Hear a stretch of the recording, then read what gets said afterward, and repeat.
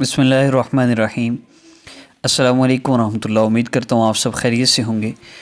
اللہ رب العزت سے دعا ہے اللہ پاک ہم سب کی ساری پریشانیوں کو اپنی رحمت سے حل فرما دیں۔ شعبان کے مہینہ کا آغاز تو ہو ہی چکا ہے۔ اس میں سب سے بیسک چیز جو میں عرض کرتا چلوں وہ یہ ہے کہ آقا پاک صلی اللہ علیہ وسلم نے فرمایا کہ شعبان کا جو مہینہ ہے، بلکہ میں حدیث مبارک عرض کر دیتا ہوں۔ اسامہ بن زید رضی اللہ تعالیٰ عنہ ایک صحابی ہیں، فرماتے ہیں کہ میں نے رسول اللہ صلی اللہ علیہ وسلم سے عرض کیا، یا رسول اللہ صلی اللہ علیہ وسلم، جس کثرت سے میں آپ کو ماہ شعبان میں روزے رکھتے دیکھتا ہوں کسی اور مہینہ میں نہیں دیکھتا۔ آپ صلی اللہ علیہ وسلم نے ارشاد فرمایا، یہ ایسا مہینہ ہے جو رجب اور رمضان کے درمیان واقع ہے، اور لوگ عموماً اس مہینے کی برکات سے غافل ہیں۔ اس ماہ میں اللہ تعالیٰ کے سامنے اعمال پیش کیے جاتے ہیں۔ میری خواہش ہے کہ میرے اعمال اس حال میں پیش ہوں کہ میں روزے سے ہوں۔ ماہ شعبان کی برکات حاصل کرنے کے لیے اس ماہ میں رمضان المبارک کی تیاری کی جائے، عبادات اور روزے رکھنے کی عادت ڈالی جائے، اور اپنے کاموں کو اس انداز سے نمٹایا جائے کہ رمضان المبارک میں زیادہ سے زیادہ وقت عبادت اور تعلق مع اللہ کے لیے فارغ ہو سکے۔ اس کا خاص طور پہ ہم نے اہتمام کرنا ہے۔ اور عمل کی ترتیب کی طرف بڑھتے ہیں تو عمل بیسیکلی بہت شارٹ ہے۔ آپ نے اللہ رب العزت کا ذکر سننا ہے، اگر کر سکتے ہوں، آپ کو پتہ ہے، آپ کو وہ دعا آتی ہو جس کا ذکر کیا جائے، یا اللہ رب العزت کے اسماء مبارکہ کا ذکر ہو، وہ ہر بندہ کر سکتا ہے، تو آپ اس عمل کو کر سکتے ہیں، میرے ساتھ ذکر کر سکتے ہیں۔ لیکن اگر آپ سن بھی لیں تو انشاءاللہ آپ کو بہت فائدہ ہوگا۔ سننے کے بعد آپ نے چہرے کی خوبصورتی کے لیے ایک عمل کرنا ہے، وہ میں آپ کو بتا دیتا ہوں ذکر کے بعد انشاءاللہ۔ اور آخری بات یہ کہ شعبان کا مہینہ شروع ہو چکا ہے تو اس کے وظائف تو اپلوڈ ہوں گے ہی، لیکن اللہ رب العزت سے اپنا تعلق مضبوط کرنے کی کوشش بھی ضرور کیجیے۔ دنیا کے مسئلے ختم ہوں یا نہ ہوں، لیکن موت پہلے آ سکتی ہے۔ یہ نہیں ہو سکتا کہ فرشتہ آ کے کہے کہ ابھی تمہارے بہت مسئلے رہتے ہیں، حل کر لو، پھر میں تمہیں لینے آ جاؤں۔ ان مسئلوں کے دوران بھی موت آ سکتی ہے، اس لیے اپنی آخرت کی تیاری ضرور کر لیجیے۔ وظائف کے ساتھ کون سی چیزیں، کون سی ہدایات، کون سی شرائط اور کون سی ایسی چیزیں ہیں جن کو کرنے سے صحابہ کا آپ دیکھیں نا، صحابہ صرف 2 رکعت نفل پڑھتے تھے، ان کا مسئلہ حل ہو جاتا تھا۔ یا ارحم الراحمین کہتے تھے اور آسمان سے فرشتہ اترا تھا۔ کیا وجہ تھی؟ کچھ اعمال وہ کرتے تھے۔ وہ اعمال جو ویڈیو سٹارٹ میں شو ہوئی ہے آپ کو تھمبنیل، یہی اینڈ پہ بھی شو ہوگی، میں انشاءاللہ ذکر کے بعد آپ کو بتاتا ہوں۔ اس ویڈیو کو آپ نے وظیفہ کرنے سے پہلے لازمی دیکھ لینا ہے، اور یہ جو عمل پورے ماہ شعبان میں آپ جب چاہے کیجئے۔ رمضان کا چاند نظر آ چکا ہے، شعبان کا چاند نظر آ چکا ہے اور رمضان کی تیاری ہے، تو آئیے ذکر کا آغاز کرتے ہیں، اس کے بعد پھر میں باقی عمل کی ترتیب عرض کر دیتا ہوں۔ بسم اللہ الرحمن الرحیم۔ اللہم صلی علی محمد وعلی آل محمد کما صلیت علی ابراہیم وعلی آل ابراہیم انک حمید مجید۔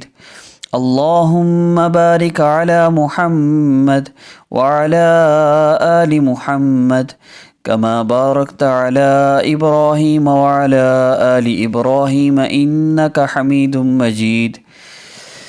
بسم اللہ الرحمن الرحیم۔ الحمد للہ رب العالمین الرحمن الرحیم مالک یوم الدین، ایاک نعبد و ایاک نستعین، اہدنا الصراط المستقیم، صراط الذین انعمت علیہم غیر المغضوب علیہم ولا الضالین۔ اللہ لا الہ الا هو الحی القیوم لا تأخذه سنة ولا نوم له ما في السماوات وما في الأرض من ذا الذي يشفع عنده إلا بإذنه يعلم ما بين أيديهم وما خلفهم ولا يحيطون بشيء من علمه إلا بما شاء وسع كرسيه السماوات والأرض ولا يؤوده حفظهما وهو العلي العظيم۔ بسم الله الرحمن الرحيم۔ قل يا أيها الكافرون لا أعبد ما تعبدون ولا أنتم عابدون ما أعبد ولا أنا عابد ما عبدتم ولا أنتم عابدون ما أعبد لكم دينكم ولي دين۔ بسم اللہ الرحمن الرحیم۔ قل هو اللہ احد اللہ الصمد لم یلد ولم یولد ولم یکن له کفوا احد۔ بسم اللہ الرحمن الرحیم۔ قل اعوذ برب الفلق من شر ما خلق ومن شر غاسق اذا وقب ومن شر النفاثات في العقد ومن شر حاسد اذا حسد بسم الله الرحمن الرحيم قل اعوذ برب الناس ملك الناس اله الناس من شر الوسواس الخناس الذي يوسوس في صدور الناس من الجنة والناس اللهم صل على محمد وعلى آل محمد كما صليت على إبراهيم وعلى آل إبراهيم إنك حميد مجيد اللهم بارك على محمد وعلى آل محمد كما باركت على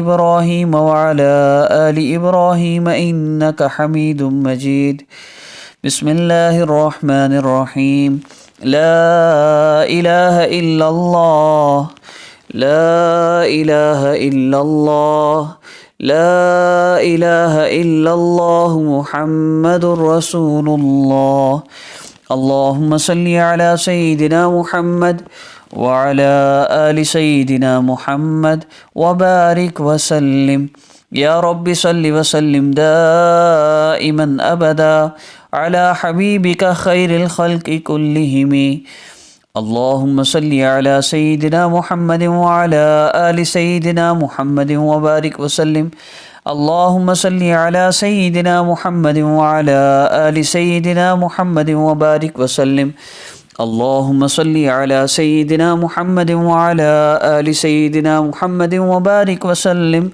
اللهم صل على سيدنا محمد وعلى آل سيدنا محمد وبارك وسلم صلى الله عليه وآله وسلم صلى الله على سيدنا محمد صلى الله عليه وسلم۔ اب آقا پاک صلی اللہ علیہ وسلم نے فرمایا کہ میرے صحابی جب تم اللہ رب العزت سے دعا کرو تو اللہ رب العزت کی عظمت اور بڑائی بیان کرو، اس کے بعد جتنا ہو سکے مجھ پر درود پاک پڑھو، پھر جو چاہو اللہ سے مانگ لو۔ تو ہم نے ابھی درود پاک پڑھنا ہے، آپ نے پڑھنا ہے 3 مرتبہ سے لے کر کم از کم سے زیادہ کی کوئی حد نہیں، جتنی چاہے آپ پڑھیں، جتنی دفعہ آپ چاہے پڑھیے، درود پاک پڑھیے کثرت کے ساتھ، اور اس کے بعد اللہ رب العزت سے دعا کر لیجیے چہرے کی خوبصورتی کے لیے۔ آپ کو ویسے کوئی دانے ہیں، کوئی بیماری ہے چہرے کے حوالے سے، یا کسی وجہ سے آپ کو ریجیکٹ کیا جاتا ہے، احساس کمتری کا شکار نہ ہوں۔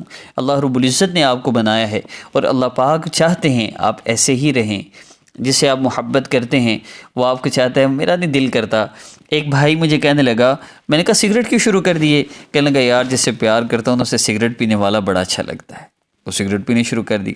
خیر بیوقوفی ہے، لیکن دیکھیے نا جو محبت کرتا ہے اس کے لیے تو یہ ساری چیزیں کتنی آسان ہو جاتی ہیں۔ اللہ رب العزت ہم سے محبت کرتے ہیں، بے پناہ محبت کرتے ہیں۔ میرے اللہ نے مجھے ایسے بنایا ہے تو الحمدللہ اس میں احساس کمتری کا ہرگز شکار نہ ہو، اس عمل کو کیجیے، اللہ پاک آپ کے چہرے پر کشش عطا فرمائیں گے۔ اور بھی بہت کچھ عمل کی اجازت کے لیے چینل کو سبسکرائب کیجیے، اور جو سامنے آپ کو تھمبنیل شو ہو رہا ہے آپ اس کی ویڈیو کو ضرور دیکھیے گا۔ وظیفہ کرنے کے لیے کیا شرائط ضروری ہوتی ہیں میں ہر ویڈیو میں بتاؤں تو ویڈیو بہت لمبی ہو جاتی ہے، اس لیے میں نے یہ ویڈیو بنا کے ایڈ کر دی۔ ابھی آخر میں اس کا تھمبنیل بھی باکس میں شو ہوگا، آپ اس ویڈیو کو یہیں سے اوپن کر سکتے ہیں، ضرور دیکھ لیجئے گا، اور اس عاجز کو اپنی دعاؤں میں یاد رکھیے گا۔ انشاءاللہ شعبان کی مزید وظائف اپلوڈ ہوں گے ہر مسئلہ کے حل کے لیے۔ السلام علیکم ورحمۃ اللہ۔